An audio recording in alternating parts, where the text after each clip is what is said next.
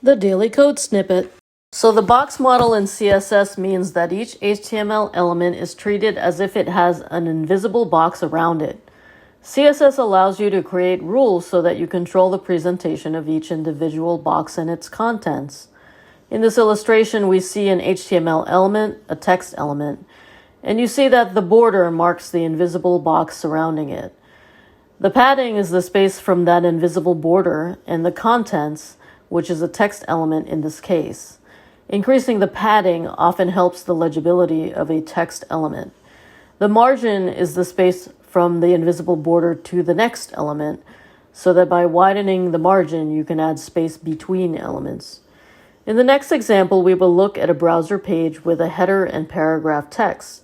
We will look at how it displays, and then we will also look at how it is seen by CSS, i.e. with invisible boxes around each element. We will also differentiate what we mean by a block and an inline element. Block elements always start on a new line. Inline elements flow within the text and do not start on a new line. In this example, we have block elements marked in blue, while we have inline elements marked in green. Some elements are represented in our example, while others are not. So for example, we see that the body element, number 1, encloses all the elements and it is a block element. Our H1 heading element, number 2, is also a block element, as would be H2 to H6 elements that are not represented. And finally, the P, or paragraph text, number 3, are also block elements. We do not have a div element represented, but it is considered a block element.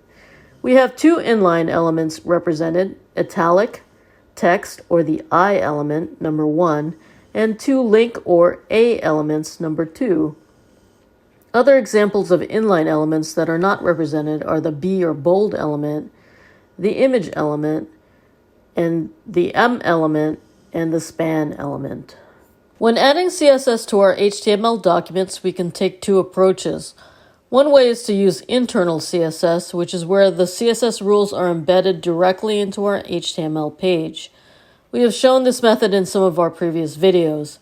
In this method, we include our CSS rules directly in the head of the HTML page and enclose all of our CSS rules in a style element.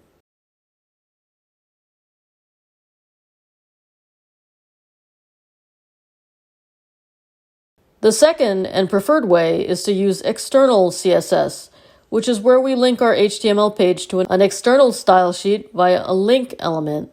The link element is an empty element, and we use certain attributes with it.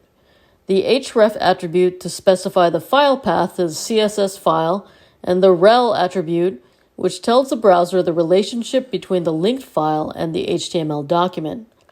In this case, we are linking a style sheet. We used to also specify the type attribute to let the browser know we are linking a CSS file. Type equals text/CSS in quotation marks. However, with the most recent specifications, it has been decided you no longer need to use this attribute. Here is how it would look in our code. External CSS is preferred because the goal is to separate content from appearance. Also, we are able to link multiple CSS style sheets to our HTML page via separate link elements. Internal CSS is appropriate when we have a simple single-page website. With more pages, an external CSS style sheet can control the look of all the HTML web pages in a site. When we want to make a style change, we would only have to adjust the style sheet, rather than make changes to multiple pages. Presented by Designers Learn Code.